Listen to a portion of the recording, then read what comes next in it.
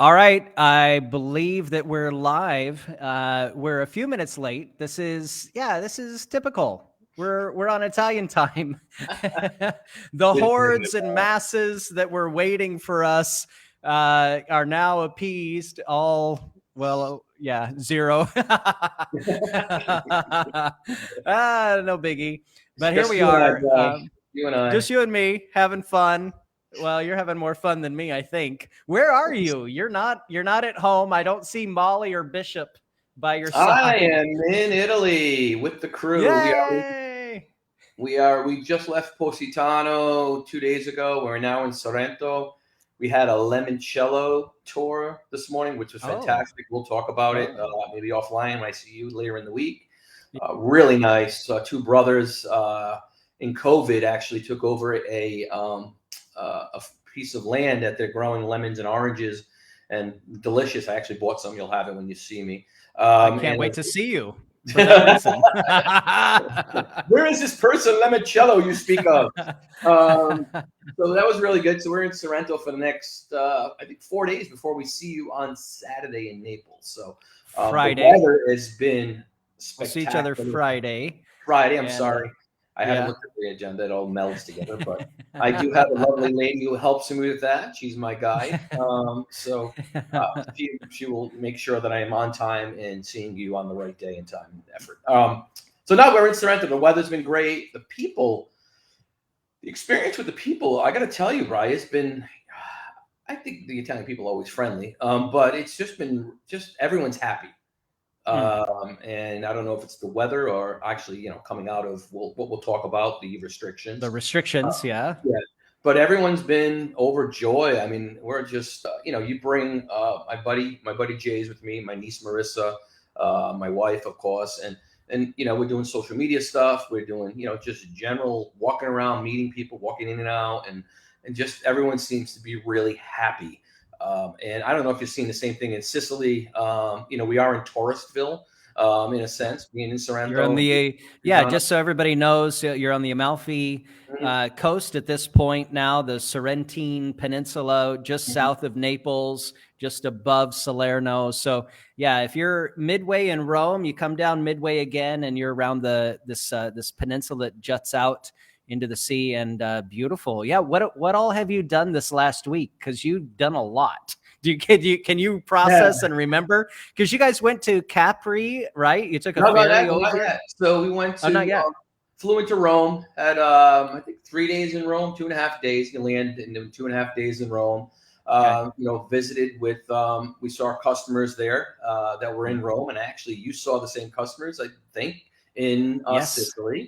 So Just a day or two ago, and I'll see him again on Thursday. Can't yeah, wait. so that was fun. That's always fun seeing your clients and seeing them and eating. We were actually at a bar around the corner, had an aperitivo, and my wife looked at the app and says, "Oh, they're going to be at the restaurant around the corner, Virginia." And we Right. walked around. I'm like, "Hey, I asked the owner. I met the owner the night before. And he's like, "Bella, Bella," and I'm like, "A particular customer." And they're like, "Oh, they're right here." And I passed them. They were outside, sitting outside. Oh, how Yeah, fun. it's funny. That's It was a awesome. surprise. We Uh, did a couple of days in Rome. We did a lot of video, a lot of just collecting a lot of information, walking around a lot of the popular and not so popular places. And we're going to put that a okay. compilation together. And we'll be back Right. in Rome at the end of the trip. We have a Yep. special To tour wrap it before, up. but from there we went to Positano. Had a Yep. lovely time there where the weather was great. It wasn't that busy yet, just coming after Okay. Easter. Yep.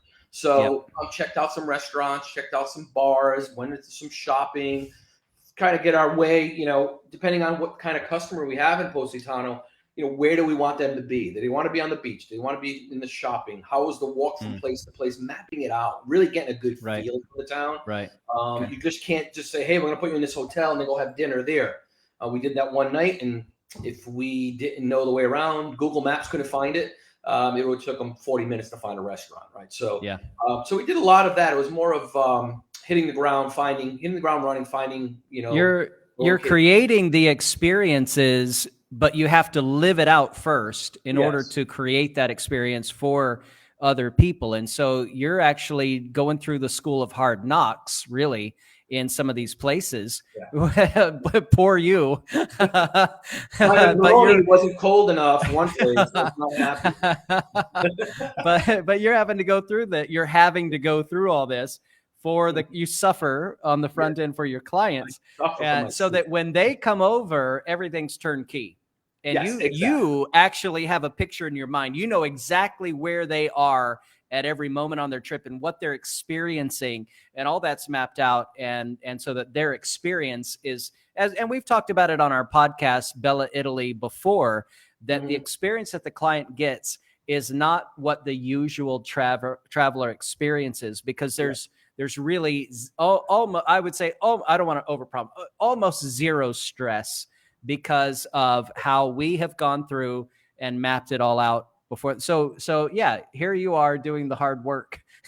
Well, Brad, I want to hit on that just in regular conversation, like you said about you did the hard work living in Catania. We had a customer this past week, and things didn't work out, whether the rain, and you pivoted because you know the town, you know what to do if something goes sideways because of weather, someone, just things that happen.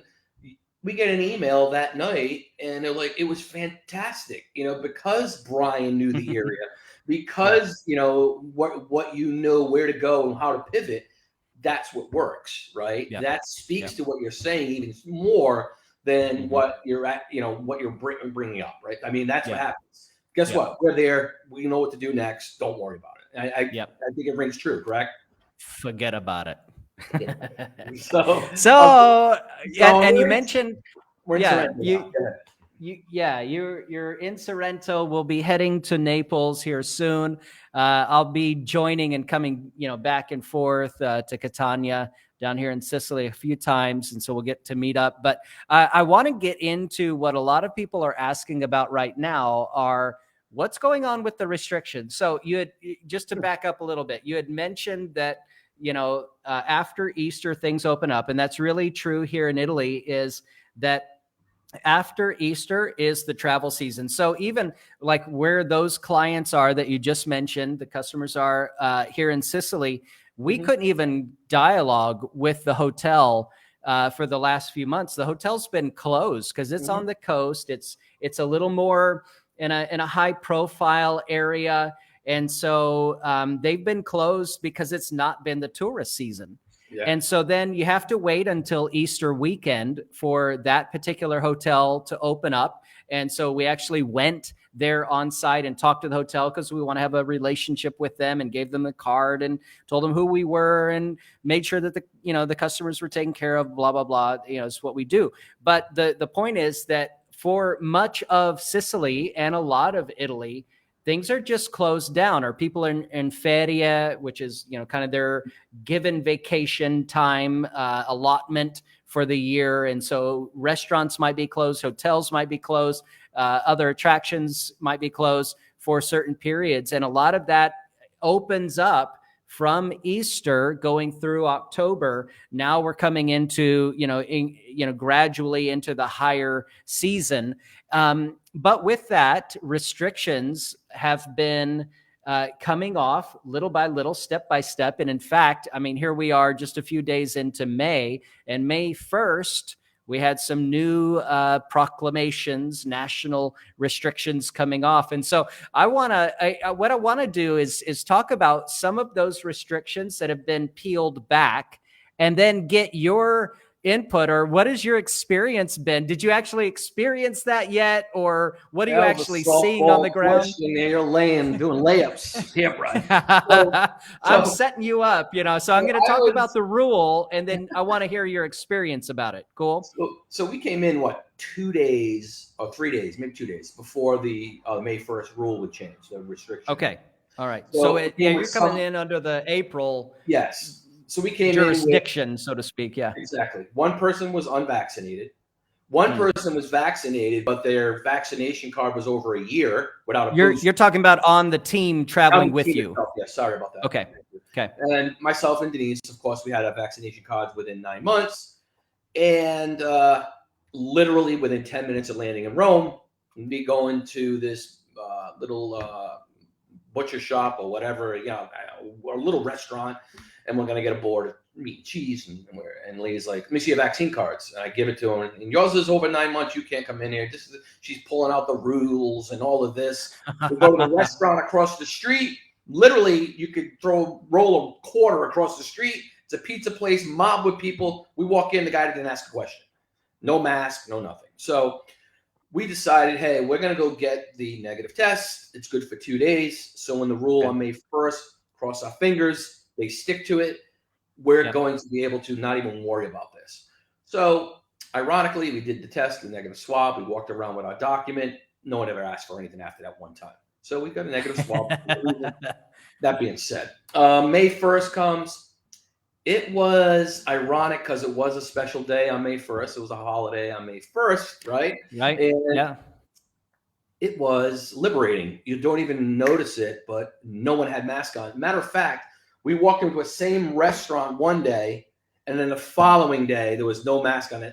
It was weird because this waitress had a mask on the day before and no mask the next day. So it was pretty cool. So they had no mask. But there are people that still choose to wear them. In Campania, it's a little tighter. They kind of, if you choose not to or not to wear it, that's fine. But they do have some rules. It seems they're a little bit conservative on taking the mask off, but you don't have to wear one.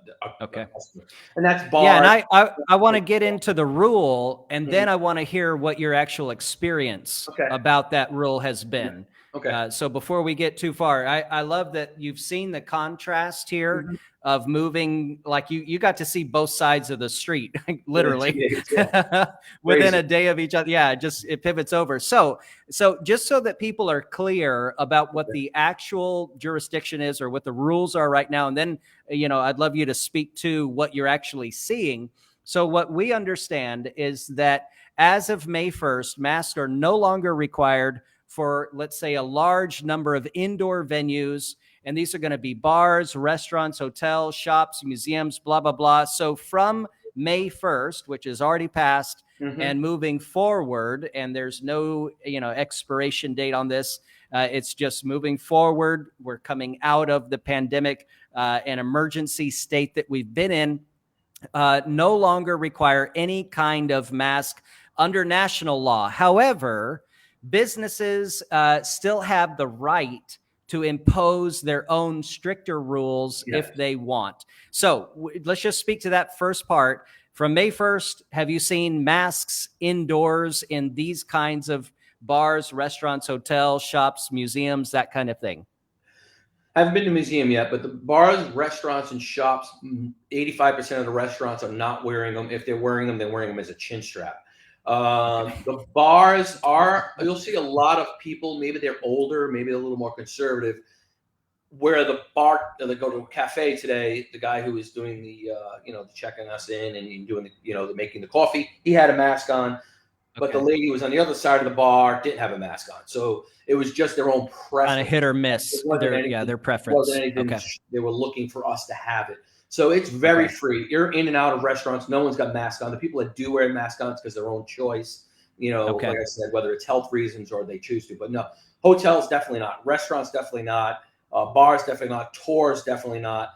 Public transportation, we were on it the day before. We want to get to public transportation. So the rule is masks are still required on local and long distance public transport and indoor entertainment venues, as we're talking about cinemas, theaters, that kind of thing. So we should still be seeing masks inside of these things on public transport and inside of these kinds of entertainment venues. Is that what you're experiencing? Yeah. So on the train coming down here, there was a mask, but I have not been on an indoor venue where there was crowds that I could say, hey, they've really been strict like with a concert or something like that. Yeah. Concert. I mean, being in Sorrento, it's not been that way for us, but yeah, even on the train down, they were still a little more lax. I saw a lot of people without their mask, even though the rule was still in place. We still, of course, obeyed it. But yeah, the rule is still the same on trains, concerts. We go into a bar, there's 30 people in the bar and they're close sitting down having drinks. They don't have masks on, so I don't get but that's beside the point. So I don't know where that amount of people, the amount of people that have to be, the size of the gives place. That tipping point to, for the science Yeah, behind it, exactly. right? Yes. Okay. So then let's move to vaccinating passes. So as of May 1st, the requirement to show proof of vaccination or recent recovery to access most facilities and services has dropped. No health certificate of any kind is Hmm. now needed to access almost all venues. So for transport or things after May 1st, how many times have you had to show a vaccine pass? Zero. Zero. Okay. None. And None. have you taken public transport since Sunday? No, no. But on the public transport the day before we left, which was the last day of April, they didn't ask for Yep. vaccine cards on the public transport for all Not four. even there. No. Okay. Oh, no All one right. in our car either. So, Okay. so I guess they So were looking at it already. yeah, they're already feeling very lax about that, which is great. Yeah. Yeah. So then let's zoom out just a little bit to your experience coming over, because even the entry into Italy requirements have been peeled back some. So here's the rule: for entry into Italy from abroad, travelers can either show the valid vaccination or recovery or the recent test result. All arrivals are currently required to show valid proof of vaccination recovery, especially during the border check coming over. And we have the normal kind of criteria there, but as of May 1st, we no longer have to have the PLF, which is just the personal locator form that tells you where you've been and where you're going, that kind of thing. Don't need to fill that out anymore. What was your experience coming over? Because you came just prior to May 1st. That's a funny one. So we show up in Nashville, walk to the Delta counter. She asked for she asked for our vaccine cards. Didn't really look at them, and then the PLF. She go, "Oh, I trust you. You must have it," and never showed the PLF form. So they were already relaxed Because they knew that in a few days, yeah. it's And just, that was an American at the counter in Nashville, Tennessee, right? Okay. So once we got on the plane, there was no mask, right? There was nothing in Atlanta. We got on the plane, there was no ask for forms. We landed in customs. I think I was the only person in the European customs going through the European line. And my wife and the team came through the non-European line. They came out at the same time. They didn't get asked for any forms, any vaccine cards, nothing. Really? So it was just walk right through. Really, really simple and straightforward. They had to wear masks. That was it. So. Yeah.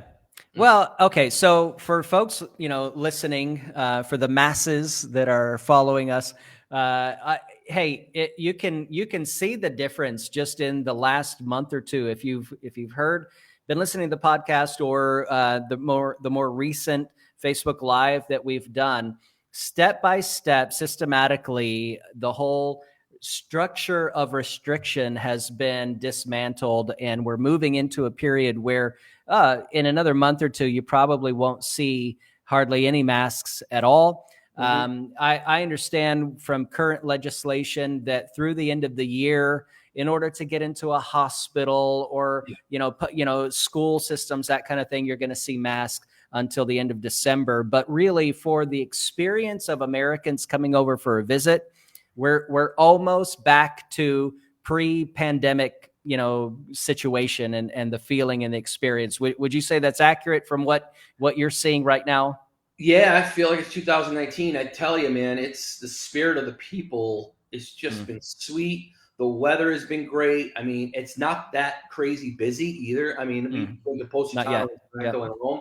It was still, it felt like, wow, the city's vibrant, but it wasn't overrun, and it's just been great. But yeah, it's been really, it's odd being on that both sides of the fence, right, bro? You're there too. Us flying in and having a couple of restrictions, getting kicked out, doing the swap, and then 2 days later, it's like freedom. Nobody cares. It's been amazing. And you don't think about it because you're so used to pulling it out, pulling the mask out, pulling it down. Right. Can I do this? Can I do that? Do I need it? Looking at the person. But you don't have that anymore. You just walk in freely and walk out freely and no concerns. And if people are looking to come over, because this is a great time, and that's kind of what we're building up to, is that it is a great time to be coming over here to Italy. What you mentioned a couple minutes before we started the podcast or the episode here, the live stream, that you have a couple people that are already booking for the fall, but you've also got some folks that are booking even like for the summer still. Is there still time to get into Italy for the summer if they want to come over in just a month or two? Can they still do that, or are we in a crunch season right now? It's crunch season, but there's still time. Of course, there's time, but it just takes a little more work on our part to, Mm-hmm. make sure tours are available, hotels are available, what they're looking for, or what we think they should be Maybe, doing. okay, maybe there'd be some limitations, and Exactly. what their choices may be a little bit more limited because it is so. I mean, as we're doing some of the reservation stuff over here on this side and Mhm. talking to hotels, talking to restaurants, we're booking out tours. We're already seeing the limited availability for this month and next, so May and June. If people wanted to get over in July or August, there's going to be more availability, and certainly we're still good for Yes. September and October. The weather will be perfect. So just so people know, for seasonality, we've got after Easter, and then for a couple of months, you've got the spring and into the warmer summer part. Mhm. Then most of July and August, the heat is intense. A lot of businesses will close down. They'll go back into feria, into that Mhm. kind of mandatory vacation time where they close their restaurant, they close their business, that kind of thing. They're just at the beach, man. Everybody's at the beach. And then things open back up after, let's say at the end of August, getting into September, things will kind of open back up. A lot of the Italians are already away. They're back into school. They're back into their normal routines. And so this is another great season to be planning for. If you're Mhm. thinking of coming over to Italy later this year, September, October are prime, and we have a lot of good availability. Would you say all that's accurate?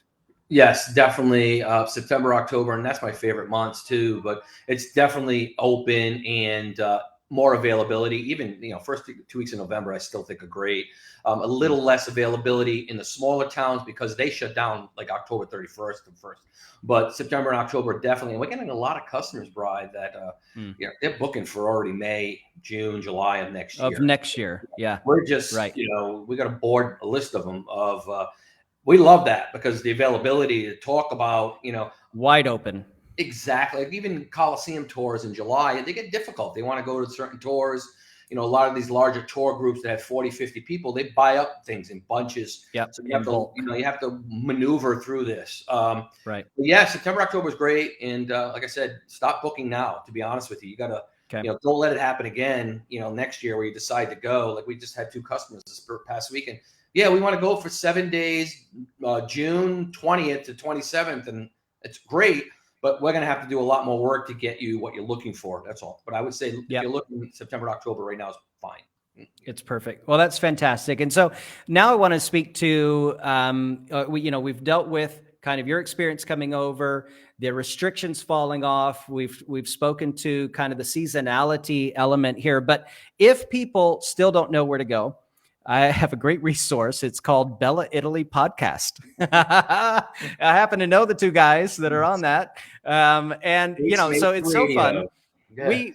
We started this podcast really as just kind of a, hey, this is something we could do to provide value. It's free information. We love Italy. We love talking about Italy. I think you and I could just sit around and talk about Italy for free. I mean, Yes. with no strict, just for the sheer love of, the people here, the country, places to go, things to do and see, the food, the wine, the everything. And so we are just wrapping up season 1 of the Bella Italy podcast. And if you're looking for a podcast where, you can get in and you can hear either about a region or a town to visit, and you just need ideas, this is a great resource, and we're so happy to be able to provide something like this. You can now find us we're on Spotify. I don't know if I told you, but we're on Apple Podcasts now. We're on Google Podcasts now. Movers and shakers. I Yeah, didn't know that. look at us. Yeah. We're so, yeah. We're all grown up. You can find us on Twitter, and of course on the Italy with Bella Facebook and Instagram. But it's real simple to find us, Bella Italy on, like I said, Spotify, Apple, and Google for ideas of where to go, what to do, and importantly, what not to do. That's one of the things that I think provides a lot of value for people coming over. They're actually learning, what do you stay away from? What kind of restaurants do I not want to go into? And for our folks, we book all that in advance. We have hand-picked, tailored experiences. But if you're just coming over with a backpack and wanderlust, and you're just going to wander around, and we tell you what to avoid. We tell you the gelato not to eat and what to look for. We tell you a lot about the cities and the seasonality. So people are going to learn a lot of that. What have you experienced just talking through the podcast? What would you say about our podcast? What do we actually offer people beyond what I've said? I think it gives a really good idea of when you go into, we have customers all the time. It's like, Italy's so big and I want to see everything, right? What we do is we're able to kind of carve it up and say, what does it have to offer? When do you go there? Why do you go there? And it kind of gives you the ability to narrow down. So when you're talking to your family, or you're even talking to us, I heard this, I understand why I want to go there and what it has to offer. So I really think it helps you narrow down that, hey, I'm only going to be there 10 days. What do I want to see? Why does that speak to me? And, how can Bella help you tailor that trip by hearing what you hear? Just actually, actually out of Cincinnati, a lady called this Saturday for a trip. I love this. I'm getting off a little on a tangent. This is the second person from Ohio that Googled Italy travel custom trips. She went to our podcast, listened to the podcast, and loved it. And she got the value that, wow, they know what they're talking about. And they helped me tailor it more, my vision of what do I want to get with my 20-year-old son? What do I want to get with my family for these 7 days? So I think that's the value it has and how it reaches. And of course, there's the customers that have already called us. So when they go there, they're writing notes. And when they listen to it, they're writing notes and asking us, what about what you said here and what you said there? Can we do that? Can we tailor the trip? So I think hopefully that speaks and answers what you're looking for.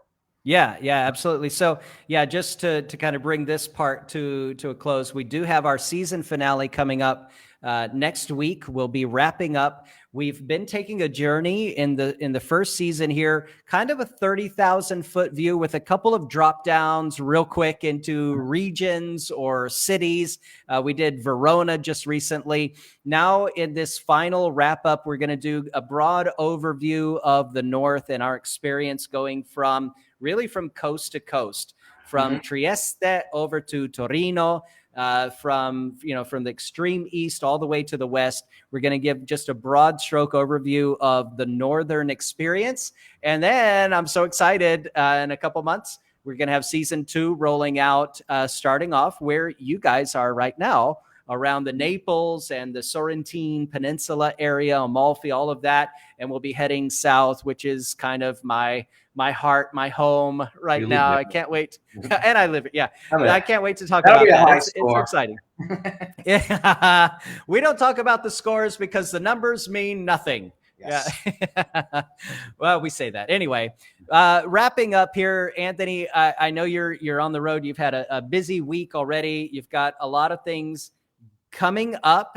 What are you looking forward to? Because I know from here you're heading up north a little bit to Naples. We'll see each other there. You guys are going up into where you're going to be: Tuscany, Umbria, Bologna, all over Ravenna, Bologna, Ravenna. Wow. Umbria, a lot around Umbria, Orvieto, Montefalco. We got a lot going on. What are you looking forward to the most? Could you tease out one thing? Tell you, I'm not rubbing it in your face. I'm really excited to go to my friend Marco's wedding. It's my first Italian wedding in Italy, and I want to experience that. So that's outside of the work relationship. I work, but he's a partner too. So the most exciting thing I'm looking forward to is to spend a little more time in Bologna, a little more time in Ravenna. We've been once, and to spend time with you, because I think what's good is we gained I'm this a knowledge. nice guy. I'm a lovable, likable guy. I mean, who And you put doesn't enough love wine me? in you. You put enough wine and food in you. You're very lovable. No, but I I'm like my cat, Darcy. I'm lovable if my belly's full. exactly. That's it. I finally figured you out. You rub your Italy is belly. You perfect have to for rub me. your belly, and you're all good. No, but I think anytime you have a new experience, whether it's a new partner, a new food, or a new city, right? So I'm excited because we're going to meet new partners in Bologna, even though we had a great time in Bologna, right? Okay. I'm excited to go to Ravenna because I'm going to learn more. I'm going to have new food, and I'm going to have something that's going to make me excited to present to the customer. So We're like I looking said, at a lot of tours there as well in I mean, both we got Bologna and in 17 total. Ravenna. Yeah. Yeah, mosaics and food, walking tours. We're Yes. doing walking Yes. tour all, over here in Naples. And the weekend we'll be doing another walking tour. We just had some folks do one of our walking tours. This earlier this week. Absolutely loved it. Fantastic. Fantastic. Yeah. And in fact, I just have to, I mean, I love the fact that, we're developing these relationships, not just with tours and hotels, but also with restaurants. As we call now into a restaurant, they pick up the phone. Well, who is it? Oh, this is Italy with Bella. Oh, Italy with Bella. Just like the other day at Virginia, Rome. Yeah. Oh, Bella. There's this rapport that happens, and our customers are getting treated at a higher, not because there's any commission. We don't do commission. We don't do kickbacks. We don't do anything like that. This is pure relationship. But the experience for people is getting kicked up to a higher notch. And in fact, our clients this week that are actually here in Sicily with me, they said about a restaurant in Naples just a few nights ago, it was the best restaurant experience they've ever had. And this was a little hole in the wall place, but the way that they were treated, because we have this rapport and because the restaurant is looking forward to seeing this couple, whoever this is, come through. And there's this expectation of we want to serve them well because we want to keep this relationship with Italy with Bella. And so there's this expectation that factors into that experience. I love it. I like to hit on that too, and to make sure people understand what makes us different is, so when I went to Virginia, I said, you have to understand, if a customer's here for 5 days, I only have 4 restaurants, maybe 5 restaurants that I can go to. Max. So I'm not giving, and that's a long stay already, 4 or 5 days in a single town. I don't have 30 restaurants I choose from. We stick to the restaurants that we're loyal to. We know they're going to give service. They're going to know they're going to have a good experience. We just don't have a TripAdvisor list of, all right, let's book it here, let's book it there. We don't do that. We make sure that our team is building relationships with that restaurant, like you said. And when they pick up the phone, they know who, and we get the best seat, and we have an opening. Same thing in Florence. I know that we can walk into a restaurant if we're, a customer happens to stop by and decides they want to go. Well, let's pick up the phone. Let's see if we can get them in. That's the difference. And I hope it hits on that too. Right? Yeah, I love it. So yeah, if you're thinking of going to Italy sometime this year, even next year, do yourself a favor, go to Italy with Bella. Go to italywithbella.com. Check out a free consultation. If you're not ready to have a free conversation about dreaming, about being in Italy with Bella, then that's fine. Go to our podcast. You can now find us, I think I mentioned already, on Spotify, Apple, and Google. You can find Bella Italy. You can also find us on Twitter, Bella Italy. It's easy to find on several platforms now. Check out the podcast. We're wrapping up season 1 next week. Can't wait to wrap up the north so we can get down south. And I can't wait to see you coming up soon. I'm very excited about that. And we have another member of the team coming up with you. So we're really excited about being together, talking about the future, how we can make our team better for our customers, right? And to find new excursions, new places, new things to do, make it more seamless and more enjoyable. So we're excited. It's a big, because of the beginning of the call, talking about how COVID restrictions overall have let go, it's even making it even more exciting, right? And it opens the door wide open to all to come in and to enjoy, like we're enjoying it right now this week. Yeah. So I agree. Yeah, good.